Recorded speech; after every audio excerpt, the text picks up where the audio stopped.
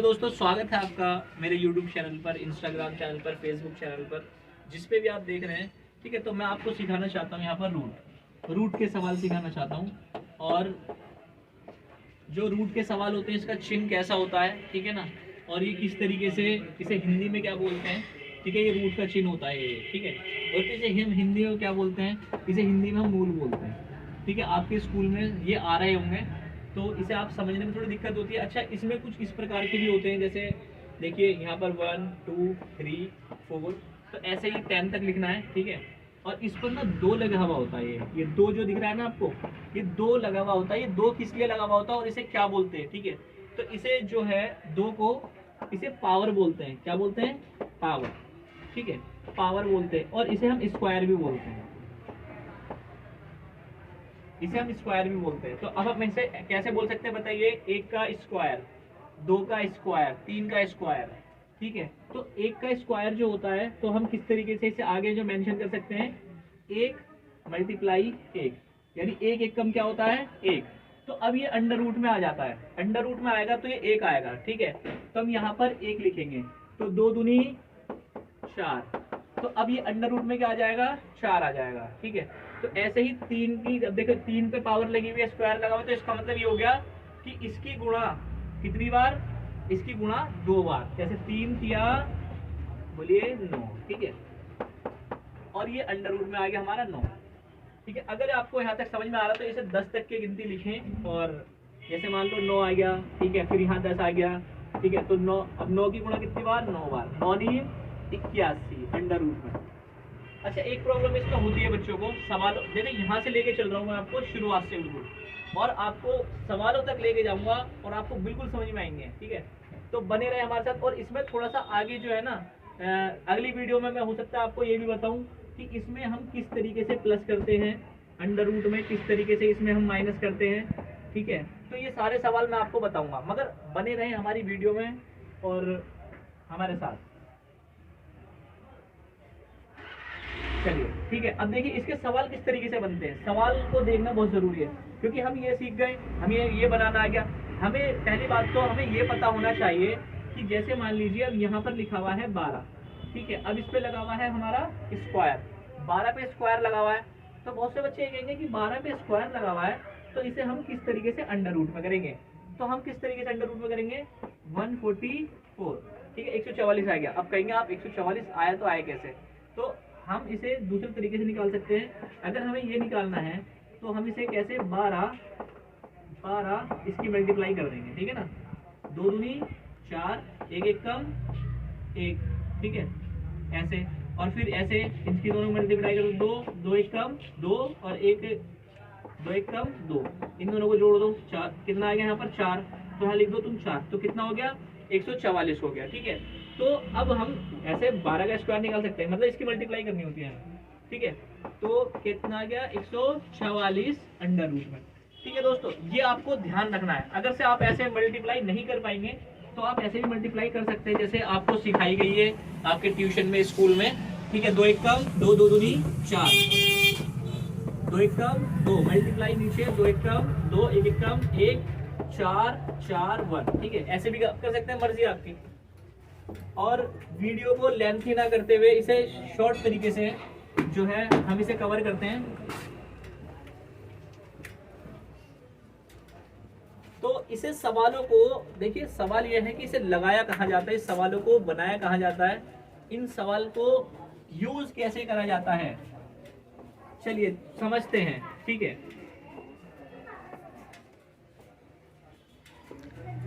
ये हमारा जो बना है, ये वर्ग बना है, इसे हम हिंदी में वर्ग बोलते हैं, इंग्लिश में इसे स्क्वायर बोलते हैं, ठीक है। और जैसे मान लीजिए ये वाली लाइन इस वाली लाइन के बराबर है, और ये लाइन आपस में एक दूसरे के बराबर है। जैसे मान लीजिए ये 2 सेंटीमीटर है, तो 2 सेंटीमीटर ये भी होगी, 2 सेंटीमीटर ये भी होगी, चारों लाइनें 2 सेंटीमीटर होंगी। उसके बाद में इन्हें हम अपने नाम दे देते हैं, इस कोने को नाम दे देते हैं ए, इस कोने को नाम दे देते हैं बी, इस कोने को नाम दे देते हैं सी, और इस कोने को नाम दे देते हैं डी, ठीक है। तो हमने नाम दे दिए, तो इसका मतलब ये है कि जैसे हमने नाम दे दिए तो ये बिल्कुल पक्के नहीं हो गए। आप चाहें तो इसे नाम ऐसे भी दे सकते हैं, पी क्यू आर और S. Okay, P Q R S. इसकी जगह कुछ और नाम दे दो जो तुम्हें अच्छा लगता है, वो नाम दे दो, नो टेंशन। ठीक है, चलिए यहां तक समझ में आ गया। इसे हम क्या बोलते हैं? वर्ग। और बाकी वो क्या बोलते हैं? स्क्वायर। ठीक है, मतलब इंग्लिश में ये बोलते हैं स्क्वायर। सारी लाइनें बराबर हैं, इन्हें हम यहां से ऐसे बोल सकते हैं, ये है ए हमने इसलिए बोला है ऐसे कि ए की जगह पर आप कोई संख्या रख सकते हैं। जैसे मान लीजिए ए की जगह पे मैं 2 रख दूं, ठीक है, तो यहां से यहां तक लाइन कितनी है? 2 सेंटीमीटर। जब ये लाइन 2 सेंटीमीटर है तो ये लाइन भी 2 सेंटीमीटर होगी, तो इसे भी हम क्या बोलेंगे? ए बोलेंगे।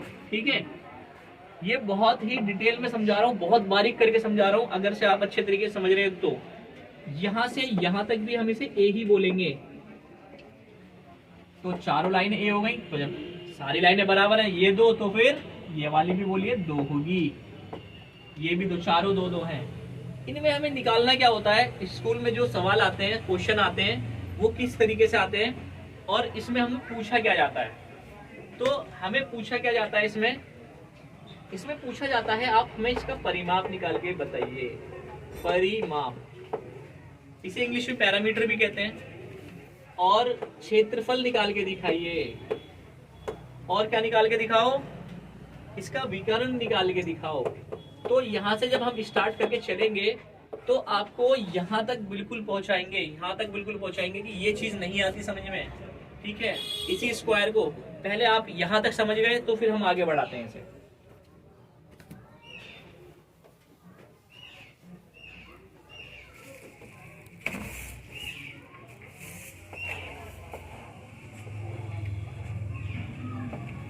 P Q R S. ठीक है, यहां तक। अब देखिए इसे हम किस तरीके से लिख सकते हैं अपनी भाषा में? हम अपनी भाषा में ऐसे लिख सकते हैं कि P और Q, तो यहां लिख दो P Q equal to Q R। ठीक है, Q R, क्योंकि ये भी एक दूसरे के बराबर है। ऐसे भी लिख सकते हो R S इक्वल टू, देखो P Q बराबर बराबर आर एस, यानी ये वाली लाइन इसके बराबर है ना, ये वाली लाइन इसके बराबर है। चाहो ऐसे लिख दो आर एस, ये दोनों हो गई। अब ऐसे लिख दो क्यू आर बराबर है किसके? पी क्यू के। ये ऐसे लिख दो क्यू आर इक्वल टू क्या? P S. ठीक है, इसे ऐसे भी कुछ भी है, ये इसका फॉर्मूला वगैरह सारी चीजें बताऊंगा A to Z। कुछ भी बहुत बहुत आसान है, बस इन चारों को आप जोड़ दो, वही परिमाप है, उसे ही पैरामीटर कहते हैं। जैसे मान लीजिए मैंने यहाँ पर ए लिखा था, तो ये भी ए बताया, ये वाली लाइन भी ए बताई, ये लाइन भी ए बताई। इसका मतलब ए की जगह पर आप 2 रख लो, 3 रख लो, मर्जी है तुम्हारी। 3 रख लो तो 3 3 3 3 3 और 3 6, 3 9 3 12, 3 से 12। ठीक है ना? तो इसका फॉर्मूला जो होता है वो ये होता है 4a। परिमाप का फॉर्मूला होता है 4a। तो इसका मतलब ये होता है कि 4 जो है ना, 4 बार a, तो 4 बार a, तो 4 मल्टीप्लाई बोलो 3, तो 4 दिया 12, तो 12 इसका क्या है? परिमाप। ठीक है, परिमाप सीखिए। चलो अब आगे सीखते हैं। अब हम सीखेंगे क्षेत्रफल। क्षेत्रफल और परिमाप किसे कहते हैं ये भी बताना, मैं थोड़ा भूल गया, बता देता हूं। परिमाप हम बोलते हैं किनारे को, परिमाप बोलते हैं किनारे को, परिमाप बोलते हैं किनारे को। ठीक है, किसी भी चीज का किनारा परिमाप कहलाता है। उसके अंदर का भरा हुआ हिस्सा, फिल हिस्सा क्षेत्रफल कहलाता है। जैसे मान लीजिए अब मैं इसके अंदर ये चौक से फिल कर देता हूँ, इसमें व्हाइट कर देता हूँ इसे, तो जो व्हाइट हिस्सा इसका भरा हुआ होगा उसे हम कहेंगे क्षेत्रफल। उसे क्या कहेंगे? क्षेत्रफल।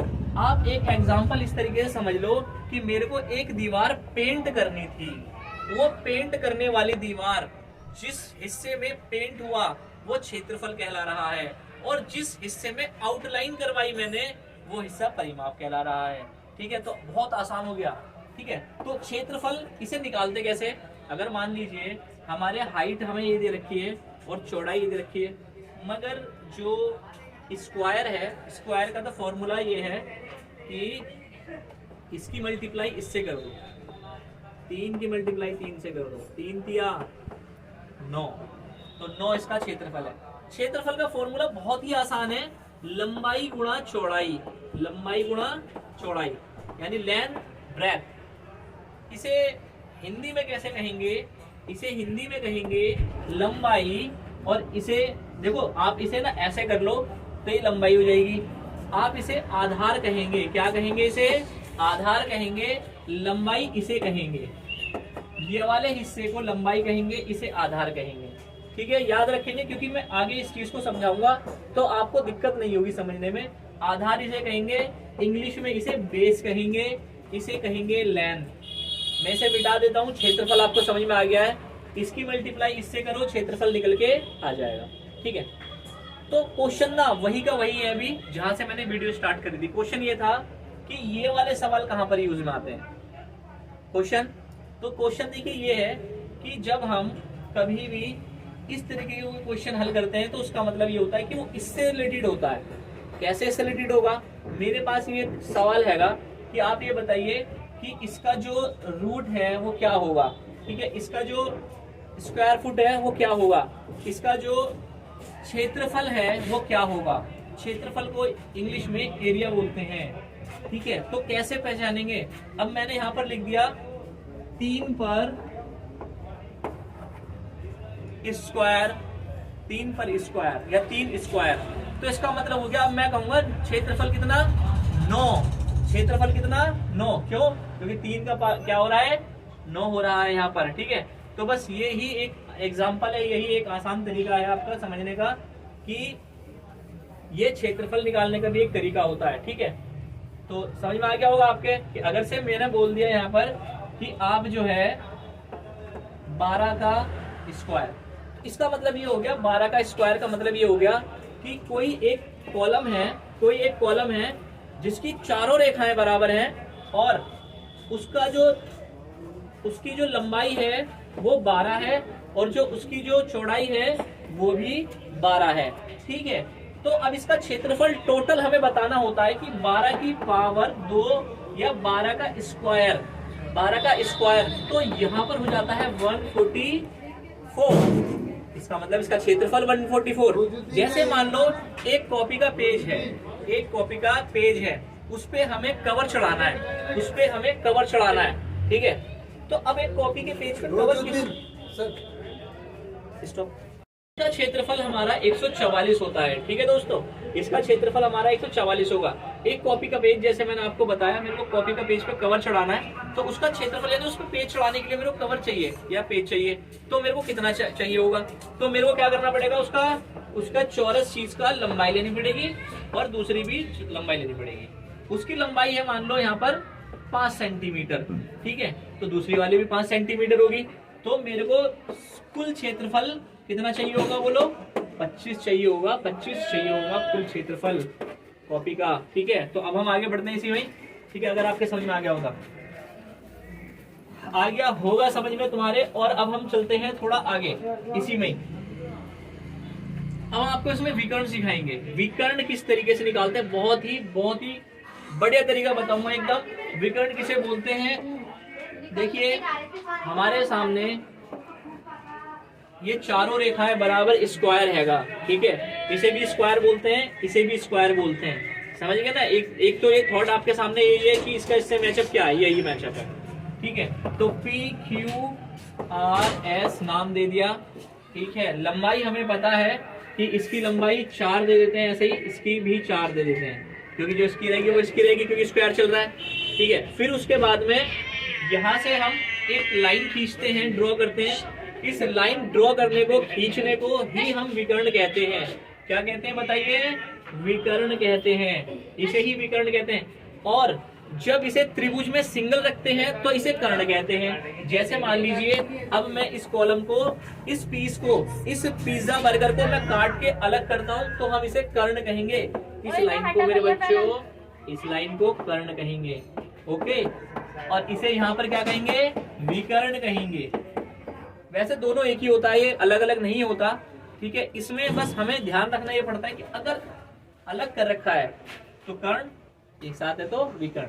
इसका फॉर्मूला लगता है और फॉर्मूला है बहुत आसान। फॉर्मूला आपको बताऊंगा, एक बार में समझ में आ जाएगा। ठीक है, दो फॉर्मूले बताऊंगा इसी चीज के। सबसे पहले वही चीज जो लंबाई, ठीक है, ये रही लंबाई और ये रहा आधार, ठीक है। इन दोनों को क्या करना है, इन दोनों को पाइथागोरस का फॉर्मूला लगाना है इसमें, पाइथागोरस का फॉर्मूला, ठीक है। पाइथागोरस का फॉर्मूला किस तरीके से लगाओगे विकर्ण निकालने के लिए, ये अंडर रूट करोगे सबसे पहले, अंडर रूट करा, अंडर रूट करने के बाद में ये 4 लिखा है तो यहां पर भी लिख दो 4, ठीक है। फिर ये करो, फिर ये कर दो, और हमें निकालना क्या है विकर्ण, ठीक है। तो इसे करके देखते हैं, पॉज करना एक मिनट। तो ठीक है, तो दोस्तों देखिए यहाँ पर जो है पाइथागोरस का फॉर्मूला जैसे मैं आपको बता रहा था, तो वो पाइथागोरस का फॉर्मूला ये होता है, यहाँ पर हम लिखेंगे विकर्ण, ठीक है। विकर्ण में देखिए 4 प्लस और यहाँ पर क्या लगाएंगे 4, ठीक है। इन पे लगाएंगे क्या स्क्वायर, क्यों, देखिए यहाँ पर लंबाई अगर फॉर्मूला लेना है तो देखो ये लंबाई है और ये क्या है आधार है, ओके। 4 पे पावर स्क्वायर पे करेंगे तो यहाँ पर कितना बन जाएगा 16 बन जाएगा ना। तो हम यहाँ लिखेंगे कितना 16 और यहाँ पर कितना लिखेंगे बोलिए प्लस 16 और 16 कितने होते हैं 32 और ये कर दो अंडर रूट में, ये कर दो अंडर रूट में, ठीक है। अब 32 का अंडर रूट हमें निकालना है, मतलब यहाँ पर तुम लिख दो विकर्ण की जगह पर इसकी ये वाली लंबाई जो है, ये वाली लंबाई कितनी है 32 अंडर रूट में, ओके। अब पाइथागोरस का फॉर्मूला देखिए समझ में आ गया, हमें विकर्ण निकालना है। विकर्ण निकालने के लिए 4 चौक 16, 4 चौक 16 अंडर रूट में करेंगे 32 आ जाएगा, दोनों को जोड़ देंगे, 32 आने के बाद में ये हमारा निकल के आ गया विकर्ण, ठीक है। विकर्ण अब हमने 32 लिख दिया यहाँ पर। अगर कोई बोले संख्या में निकालिए सर, तो क्या करेंगे आप, संख्या में निकालने के लिए बहुत ही आसान तरीका है, ये वाला चार्ट बनाइए। 4 चौक कितना होता है 16, 5 25 और 6 छीन कितना होता है 36, तो 36 तो ज्यादा है इससे, 36 ज्यादा है ना, कम वाला ले लो, 5 25 तो लिख दो 5, कितना ज्यादा है 1 2 3, ठीक है। तो 3 के आसपास में 2 के आसपास में बैठेगा 5.2, तो यहाँ पर आप 5.2 के आसपास में लिख सकते हैं इसे, ठीक है ना। तो अब ये अंडर रूट से हट जाएगा, तो यहाँ पर आ गया 5.2 इसकी लंबाई।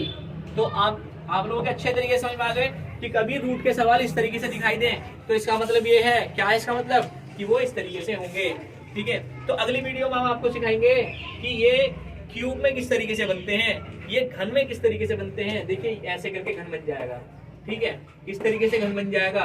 तो ये घन के कुछ सवाल अलग बनते हैं और उसमें पावर 3 लग जाती है, ठीक है दोस्तों। तो लाइक करें, सब्सक्राइब करें, शेयर करें। आप कहीं से भी देख रहे हैं, फेसबुक यूट्यूब कहीं से भी देख रहे हैं तो आप हमें फॉलो करें, ठीक है। तो नेक्स्ट वीडियो के लिए, ठीक है, तो आप वेट करें और कमेंट्स में हमें लिख के भेजिए कि आपको हमारी वीडियो कैसी पसंद आई या नहीं, ठीक है दोस्तों।